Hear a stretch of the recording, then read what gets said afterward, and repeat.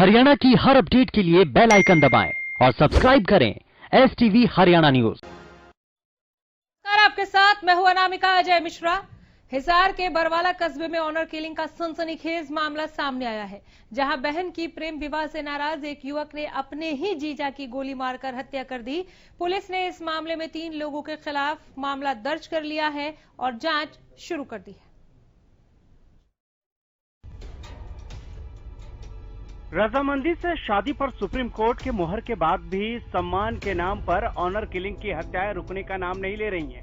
ताजा मामला बरवाला से आया है, जहां होंडा गैरेज के मालिक नरेंद्र की हत्या उसके सगे साले ने ही गोली मारकर कर दी। दरअसल चिड़ोद गांव के रहने वाले नरेंद्र ने अपने ही गांव की लड़की से प्रेम विवाह किया था, लेकिन लड़की के घर वाले इस प्रेम विवाह से नाराज थे। हालांकि 4 महीने पहले ही नरेंद्र के घर पर लड़की के घर वालों का आने जाने का सिलसिला शुरू हो गया। बताया जाता है कि आरोपी युवक हत्या से पहले अपने बहन के घर आया, उससे चाय बनवाकर चाय पी और उसके बाद गैरेज में काम कर रहे अपने जीजा के पास मिलने गया और फिर उसे गोली मार दी। इसी दौरान युवक के मामा का लड़का और उसका पड़ोसी बाइक लेकर आए और आरोपी को लेकर फरार हो गए। सर मेरे भैया आए हमारे पास, वो मतलब लगभग 2:40-24 पे आए थे। पहले वो ऊपर आए, बोले चाय बना दे, मैंने चाय बना दी, वो नीचे चले गए। फिर वो चाय लेने ऊपर आए, फिर वो चाय लेके नीचे चले गए। उन्होंने चाय पी, कम से कम 10-15 मिनट बैठे हैं वो नीचे, फिर वापस ऊपर आए कि मैं घर जा रहा हूँ। कहा ठीक है चले जाओ। फिर ये बाहर काम कर रहा था, तो बाहर इसके वो पड़ोस साइड में खड़ा था, उसने गोली मार के, और वो मेरे मामा का लड़का और एक उसका पड़ोसी है, वो बाइक लेके आए, उसके साथ भाग गए। अच्छा, कितने जने थे वो? 3 जने? हाँ जी, बाइक पे आए। गंभीर रूप से घायल नरेंद्र को तुरंत बरवाला के नागरिक अस्पताल लाया गया, जहां डॉक्टरों ने उसे मृत घोषित कर दिया। कुछ दिन पहले ही मृतक की पत्नी को उसके ताऊ के लड़के ने उसके पति की हत्या की साजिश रचने की बात बताई थी, लेकिन दोनों ने इसे गंभीरता से नहीं लिया, जिसके बाद युवती के भाई ने अपने ही जीजा की हत्या कर बहन को विधवा बना दिया। अब सवाल ये है कि झूठी शान के नाम पर कब तक ऑनर किलिंग की घटनाएं होती रहेंगी, जबकि आपसी सहमति से शादी पर सुप्रीम कोर्ट ने भी मुहर लगा रखी है। हरियाणा न्यूज के लिए बरवाला से अनूप कुंडू की रिपोर्ट।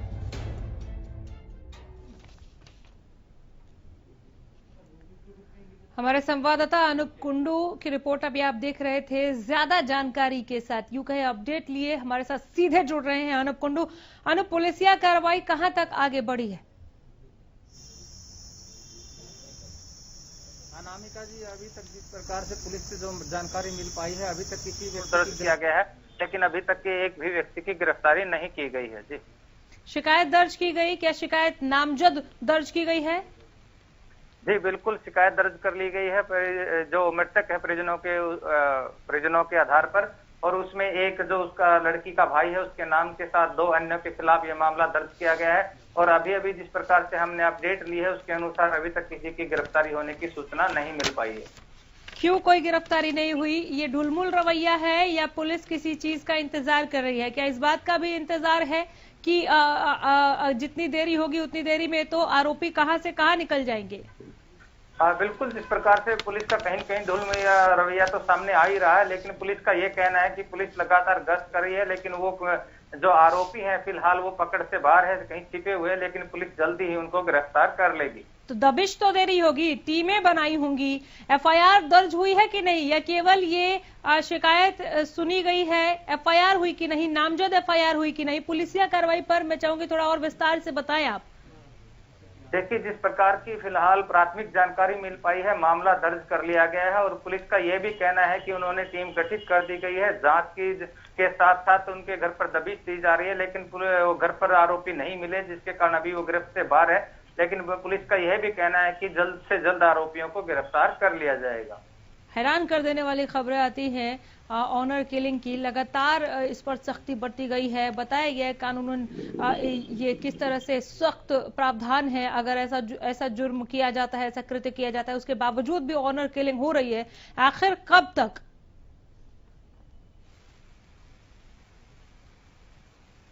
अनूप है आप फोन पे? पीड़ित पक्ष ने क्या कहा इसे लेकर? क्या वो पुलिसिया कार्रवाई से संतुष्ट है? बिल्कुल नहीं। देखिए, जो पीड़ित परिवार है वो पुलिस कार्रवाई से संतुष्ट नहीं है, क्योंकि उनका कहना है कि जिस प्रकार से सरेआम हत्या की गई है उसके बाद पुलिस चाहे तो उनको कुछ ही घंटों में दबोच सकती थी, लेकिन कहीं न कहीं पुलिस पर उन्होंने आरोप लगाया कि पुलिस का ढुलमुल रवैये के कारण ही जो है अपराधी अभी तक गिरफ्त से बाहर है। हालांकि कानून ने चाहे प्रेम विवाह को जितना सही माना हो, लेकिन कहीं न कहीं प्रेमियों के घर वाले हैं, परिजन है और समाज है, इस चीज की इजाजत नहीं देता, जिसके कारण आज इस प्रकार की ऑनर किलिंग सामने आ रही है। बिल्कुल, चलिए बहुत शुक्रिया अनूप, इस तमाम जानकारी के लिए धन्यवाद आपका।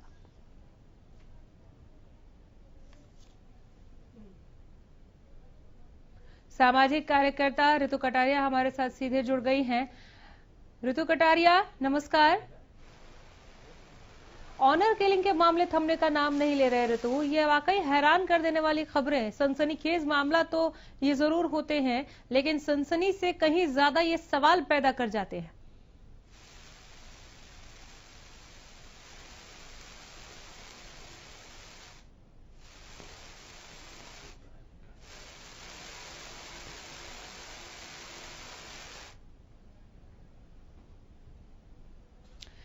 ऋतु कटारिया की आवाज हम तक पहुंच नहीं रही, हम दोबारा जोड़ने की कोशिश करेंगे, कहीं कोई तकनीकी खामी जरूर है।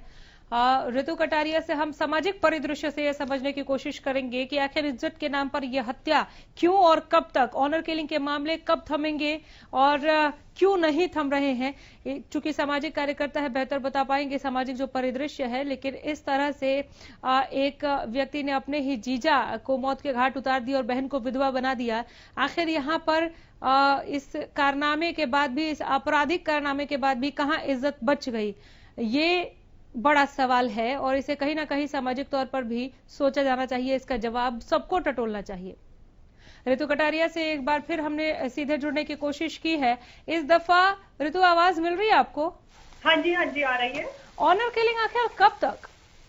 जी, सबसे बड़ा सवाल तो यही है ना कि हम अपने संस्कारों की बात करते हैं। एक लड़की ने अगर अपनी मर्जी से शादी की है तो उस परिवार के लिए, वो परिवार समझता है कि हमारा समाज में नाक कट गई है, लेकिन उस परिवार के लोगों ने, लड़कों ने जो अब ये काम किया, क्या ये संस्कार थे उनके परिवार के? तो ये कौन सा परिवार या कौन सा समाज जो है आपको इस चीज की इजाजत देता है कि आप किसी परिवार के लड़के की इस तरह से हत्या कर देंगे? तो ये तो उससे भी बड़ा गुनाह है। उसने तो सिर्फ शादी की थी अपनी मर्जी से अपनी जिंदगी चलाने के लिए, लेकिन आपने तो किसी परिवार का जो एक बेटा है उसको मारा है। तो इस तरह की घटनाएं जो है समाज में बहुत ही निंदनीय है। इसके खिलाफ सख्त से सख्त कार्रवाई होनी चाहिए। हमें अपने बच्चों को ऐसे संस्कार देने चाहिए। और भी बहुत जरिए होते हैं इन बातों को सॉल्व करने के, लेकिन किसी की हत्या करना तो इस चीज का कोई सॉल्यूशन नहीं है, बिल्कुल भी नहीं। बिल्कुल, एक दलील दी जाती है इस तरह के घिनौने और आपराधिक कृत्य के पीछे कि इज्जत बचाने के लिए हत्या की गई। क्योंकि घर से भाग के शादी की या फिर लव मैरिज की, परिवार वालों की मर्जी के खिलाफ की, तो आबरू लुट गई। उस आबरू को बचाने के लिए हत्या की गई। इस केस में भी यही बताया गया इसके पीछे आधार कि हत्या क्यों की गई। कहां पर इज्जत बच जाती है और कैसे बच जाती है जब आप खूनी बन जाते हैं, एक मर्डरर बन जाते हैं?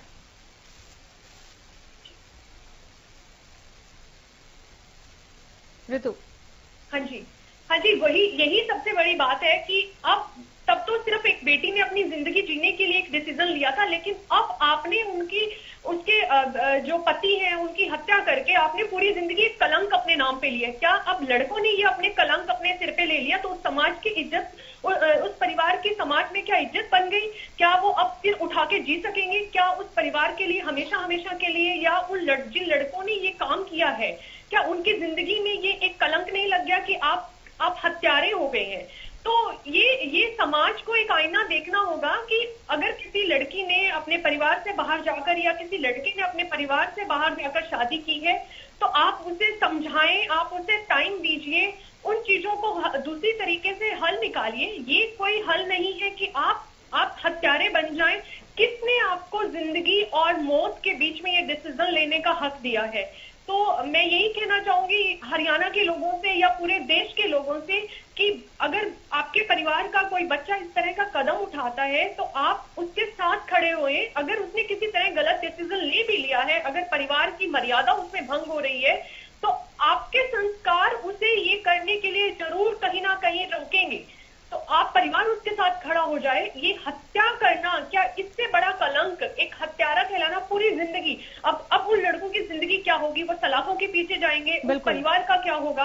और जिसने अपना ये बेटा खोया है, कितनी उम्मीदें थी उस परिवार को उससे, तो पूरी जिंदगी उधर वो परिवार भी भुगतेगा और यहाँ पर ये परिवार भी भुगतेगा। बिल्कुल। क्या इस तरह की घटनाएं एक इशारा नहीं करती हैं कि आज के जो युवा हैं, जैसे जिन युवकों ने मिलकर अपनी ही बहन को यहाँ पर विधवा कर दिया, सगा भाई भी था उसमें, आज के जो युवा हैं उन्होंने विवेक और धीरज के साथ काम लेना बंद कर दिया है। वो बहुत शॉर्ट टेम्पर हैं, बहुत जल्दी फैसला कर लेते हैं, उन्हें किसी की परवाह नहीं, क्या घर वाले, क्या बड़े बुजुर्ग, क्या कानून। बिल्कुल। ये ऐसी वारदात जो है वो सच में ही ये दिखा रही है कि आज की युवा पीढ़ी बहुत ही शॉर्ट टेम्पर्ड हो गई है। उन्हें कितने दिन से उन्होंने ये प्लानिंग की होगी, क्या उन्हें एक बार भी इस बारे में नहीं सोचा गया कि वो क्या करने जा रहे हैं? इससे उनकी जिंदगी के ऊपर भी एक कलंक लगेगा, उनका परिवार भी इस चीज से कितना वो होगा। क्या उन्हें कानून का डर नहीं था? सबसे बड़ी बात यहाँ ये देखी जाती है कि क्या ऐसे लड़के जो ये काम कर रहे हैं, क्या उन्हें कानून का डर नहीं है? क्या उन्हें सजा का डर नहीं है जो इतना बड़ा काम ये कर देते हैं? उस बहन के, जिसने सारी उम्र, इतने साल उन्होंने उस बहन के साथ बिताए, क्या उसकी खुशी के लिए उन्होंने इतना बड़ा ये जो काम कर दिया? क्या उसकी खुशी उनको नहीं दिखी? आज की जो युवा पीढ़ी है ये बहुत ही कहीं ना कहीं गलत रास्ते पर जा रही है और ये समाज को जो है, इस देश को, क्योंकि अगर एक तरफ तो हम कहते हैं कि युवा जो है वो राष्ट्र की निर्माण करता है, तो क्या ऐसे युवा राष्ट्र का निर्माण करेंगे जिनके लिए एक इतनी सी बात पे हत्या कर देना, छोटी छोटी बातों पे मार देना, तो ये बहुत ही जो है निंदनीय घटना है। ऋतु, अगर मैं गलत नहीं हूँ, अगर ऐसा ही चलता रहा तो समाज बहुत ही जल्दी पतन की तरफ जा रहा है। अगर यही सोच युवाओं में रही, या फिर ऑनर किलिंग के मामले, अब चाहे वो बड़े बुजुर्गों के जरिए ही क्यों ना उसको अंजाम दिया जाता हो, हमने ऐसी भी कहानियां, ऐसी भी स्टोरीज देखी है, कवर की है, दिखाई भी हैं, जिसमें माँ बाप की ही संलिप्तता होती है। मैं ऑनर किलिंग की बात कर रही हूँ। अगर ऐसा ही चलता रहा और सोच नहीं बदली, जैसे आपने कहा कि अगर कुछ स्वीकार्य नहीं है तो कई और जरिए भी हैं, कुछ और विकल्प भी है उसे दुरुस्त करने के लिए, सुलझाने के लिए, ना कि आप किसी को मौत के घाट उतार देंगे। लेकिन अगर ऐसा ही चलता रहा तो ये समाज तो बहुत ही जल्द पतन की तरफ जा रहा है। बिल्कुल बिल्कुल, समाज पतन की तरफ जा रहा है। आज युवा पीढ़ी एक तरफ तो कहती है कि हम बेरोजगार हैं, हमें काम करने के लिए चाहिए। तो अगर आपके पास इतनी ताकत है, आप किसी का मर्डर करने की हिम्मत करते हैं, आप में इतनी ताकत है अगर, तो आप इस ताकत को अच्छे रास्ते पर लेके आइए ना। आप अपने लिए कुछ अच्छे काम कीजिए। आपको उस वक्त जब उस लड़की ने ऐसा काम किया, उस लड़की ने अपनी परिवार की मर्जी के खिलाफ अगर शादी कर ली, उसने अपनी जिंदगी गुजारने के लिए, उस वक्त आपको बहुत ही अपमानित महसूस हुए होंगे आप उस टाइम पे। लेकिन जो ये काम आपने अब कर दिया, क्या उस समय आपका परिवार बहुत सम्मान महसूस कर रहा है? तो सबसे बड़ी बात, परिवार के बड़े बुजुर्गों को भी अपने बच्चों को ये शिक्षा देनी चाहिए और कहीं ना कहीं शांति प्रिय ढंग से जो है आराम से बैठ के बच्चों के साथ मिलजुल कर उन्हें इस तरह के संस्कार दें कि मारना तो बहुत दूर की बात है, आप किसी के लिए अपशब्द भी ना बोले, और जब वो परिवार का ही सदस्य है आपका, और कम से कम दूसरे परिवार के बारे में सोचिए। कौन हक देता है किसी की जिंदगी छीनने का? बिल्कुल। चलिए इसके दूसरे पहलू पर भी बात कर लेते हैं, कानून का भय। जो सिक्के का दूसरा पहलू है कि कानून का डर जो होना बहुत जरूरी है। कहते कानून का डंडा जो है उसका असर जो है वो लोगों तक जरूर पहुंचना चाहिए। तो कानून का डर कहीं ना कहीं अब खत्म हो गया है। आप देखिए ये कोल्ड ब्लडेड मर्डर है, पहले से जरूर इसकी प्लानिंग रही होगी। ऐसा हुआ नहीं कि कहीं वाद विवाद हुआ, झगड़ा हुआ, मारपीट हुई और किसी की जान चली गई, ऐसा बिल्कुल भी नहीं हुआ। ये पहले से प्लान किया गया ये मर्डर था। यहाँ पर कभी भी इनके जहन में ये नहीं आया कि कानून नाम की भी कोई चिड़िया है जो हमें जब दबोच लेगी तो सलाखों के पीछे चले जाएंगे और हमारे नाम के आगे, हमारे नाम का अगर कोई बैच बना तो उस पर खूनी लिखा जाएगा। बिल्कुल बिल्कुल। सबसे बड़ी बात यही है कि जब ये लोग इतना बड़ा कदम उठा रहे हैं, इन्होंने इतने दिन से प्लानिंग की है, तो एक बार भी इनके मन में कानून का डर नहीं आया होगा। अगर कानून का डर होता, इन्हें लगता कि हम कुछ साल जो है हमें जेल में बिताने पड़ेंगे, हो सकता है हम जो है बहुत पूरी जिंदगी हमें जो है सलाखों के पीछे गुजारनी पड़े, तो अगर ऐसा होता तो मैं यकीन से मानती हूँ कि ये जरूर पीछे हट जाते। हो सकता है कुछ देर के लिए इनके दिमाग में आया हो कि हम इसे बदला लेंगे, लेकिन ये बदले की भावना इन्होंने अपनी जिंदगी जो बर्बाद की है, तो उसके पीछे कानून का डर होना बहुत जरूरी है। सबसे बड़ी बात ये दिखती है कि हमारे यहाँ पर जो है, अभी आपने बताया कि वो लोग भागे हुए हैं, तो अगर इस कार्रवाई करे, इमीडिएट अगर कार्रवाई होती है इनके ऊपर, तो शायद आने वाली जो और पीढ़ियां हैं या और जो लोग हैं उनके ऊपर भी एक तरह का डर बैठ जाएगा। कानून जो है, कानून का डर होना समाज में बहुत जरूरी है। अगर कानून का डर नहीं होगा तो ये युवा पीढ़ी यूं ही बिखरती रहेगी, ये समाज यूं ही इसका पतन होता रहेगा। बिल्कुल, आबरू लुट जाने को आधार बताकर, हालांकि ऐसा कुछ होता नहीं है कि अगर घर में कोई लव मैरिज कर ले या घर छोड़ दे, शादी कर ले, उसको कानूनन हक है अगर वो बालिग है तो, ठीक। तो इसे आधार बताकर ऑनर किलिंग करने वाले लोगों ने समाज को जिस तरह से आप एक तरह से कह सकते हैं, वो समाज के लिए वो अंग है जिनमें कैंसर हो चुका है, इन्हें काट कर अलग कर देना ही ठीक है।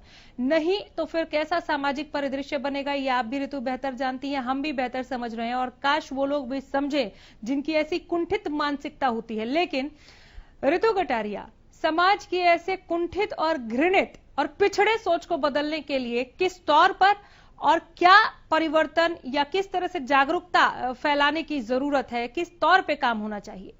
जी बिल्कुल, आपने बहुत अच्छा ये क्वेश्चन पुट किया है, क्योंकि आज सभी जो ऑनर किलिंग लगा लो या और किसी तरह से जो मर्डर हो रहे हैं या युवा पीढ़ी नशे की तरफ जा रहा है इतना, तो उन सब के पीछे एक जागरूकता जो बात आती है वो सबसे जरूरी है। तो इसके लिए अगर हम परिवार, समाज, एक गांव, एक देश पूरा जो है अगर जागरूकता फैलाए कि युवा पीढ़ी को अच्छे संस्कार देने हैं, और कहावत है कि संस्कार तो घर से ही मिलते हैं, माता पिता से ही मिलते हैं, तो सबसे पहला जो स्टेप है वो पेरेंट्स को लेना है कि वो अपने बच्चों के ऊपर निगरानी रखें कि मेरा बच्चा किस दिशा में जा रहा है, वो कैसी एक्टिविटी करता है वो। और इसके लिए सबसे बड़ा जो जरिया है, आज आप देख रही हैं सोशल मीडिया जो है, टिकटॉक जो है, इसका सबसे बड़ा एक जरिया बना हुआ है। लोग इस तरह के अपराध जो है वो दिन पर दिन करते जा रहे हैं, चाहे वो एसिड अटैक की बात हो या कुछ और हो। तो हमें ऐसे परिवेश से अपने बच्चों को, अपनी युवा पीढ़ी को दूर करने की कोशिश करनी है। मानती हूँ कि ये एक इतना आसान नहीं है, बहुत टाइम लगेगा, लेकिन एक ना एक दिन ऐसा आएगा कि हमारा ये समाज सुधरेगा, हमारी युवा पीढ़ी में जो उसकी असली ताकत है, जो वो इस समाज को ऊपर उठा सकती है, उसकी ओर जाएगी। तो हमें जागरूकता फैलानी है। स्कूल में जाइए आप, कॉलेज में जाइए आप, ऐसे ऐसे जो बच्चे हैं, युवा हैं, जो चाहे वो लड़के हैं चाहे लड़कियां हैं, उन्हें अपने भारतीय संस्कृति से अवगत कराइए कि हम क्या थे और हम कहाँ पहुंच रहे हैं। तो परिवार से लेकर पूरे समाज का, पूरे देश का, पूरे गांव का या पूरे शहर का, हर किसी का दायित्व बनता है कि हम अपने बच्चों को एक अच्छी संस्कृति की ओर लेकर जाएं। बिल्कुल, प्रतिष्ठा के लिए प्राण लेने वालों को सोचना चाहिए कि अब उनकी कैसी प्रतिष्ठा बनेगी या क्या प्रतिष्ठा रह गई। बहुत शुक्रिया ऋतु कटारिया वक्त देने के लिए और इस तमाम बातचीत के लिए। उम्मीद करती हूं आपकी चंद बातें उन लोगों के जहन में घर करेंगी जो इस तरह का पिछड़ा सोच रखते हैं। नहीं रखना चाहिए।